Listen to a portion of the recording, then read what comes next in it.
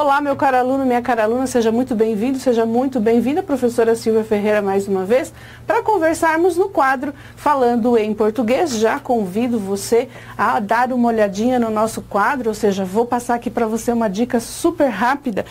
Não sei se é o seu caso, se você ainda confunde estas duas funções gramaticais, eu coloquei aqui uma dica rapidinha a respeito da diferença entre aposto e vocativo. O que é aposto, o que é vocativo.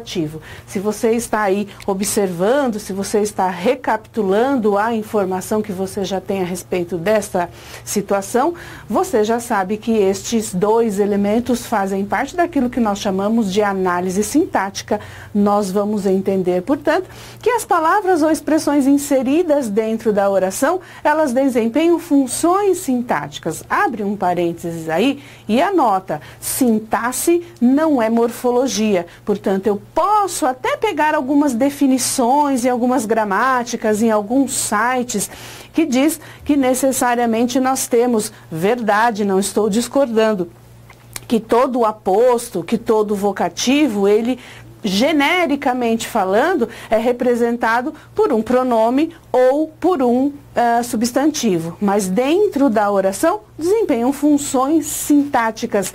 Lembra então que aqui nós temos o aposto, necessariamente um termo, uma expressão, uma palavra que não contém verbo, importante você anotar isso também, não tem verbo, mas que vai se ligar a um termo antecedente, ou seja, um termo representado por um pronome, representado por um substantivo, com uma intenção de enumerar, de resumir, de explicar, de restringir. Então, com esta observação, nós estamos entendendo que aqui é um caráter resumitivo ou um caráter explicativo ou um caráter restritivo. Então, se você quiser anotar aí, ó, o aposto, ele explica, o aposto, ele restringe um elemento anteriormente apresentado.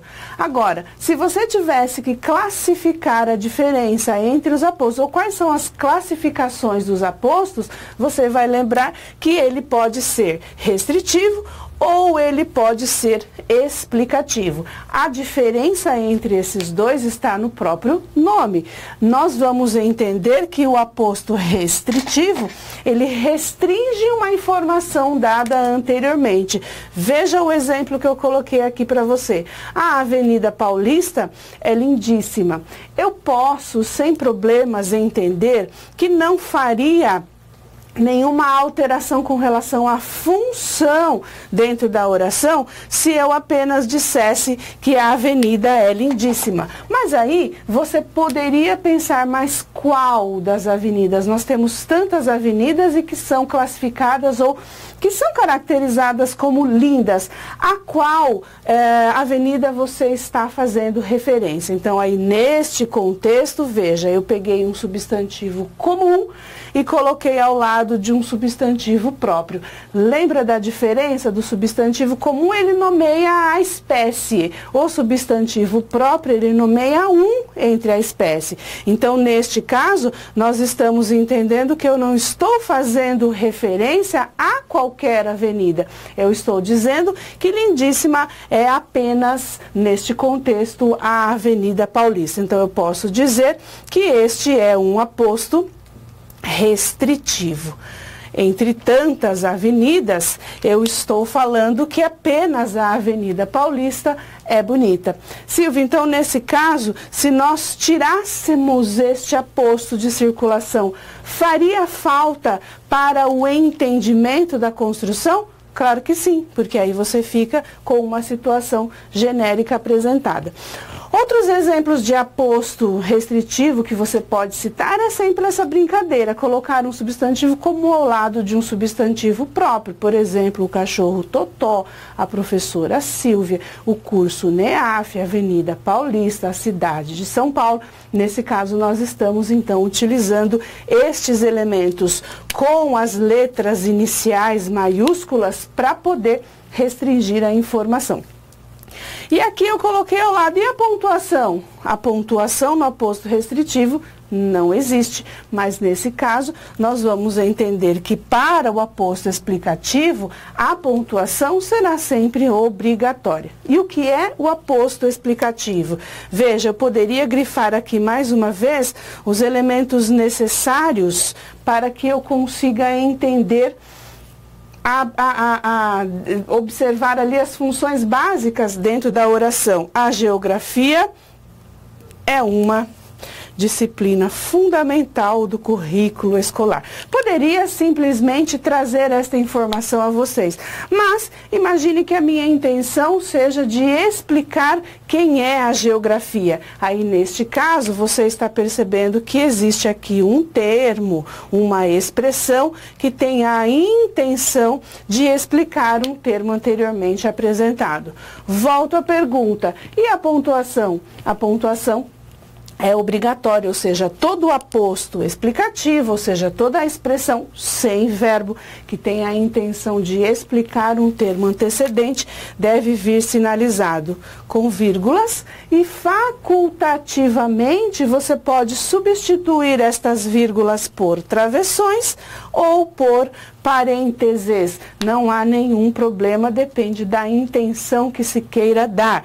Mas eu vou entender que gramaticalmente falando, a regra é clara. Se você está fazendo uso de um termo que tem a intenção de explicar, ou seja, a função é um aposto explicativo, a pontuação será sempre obrigatória.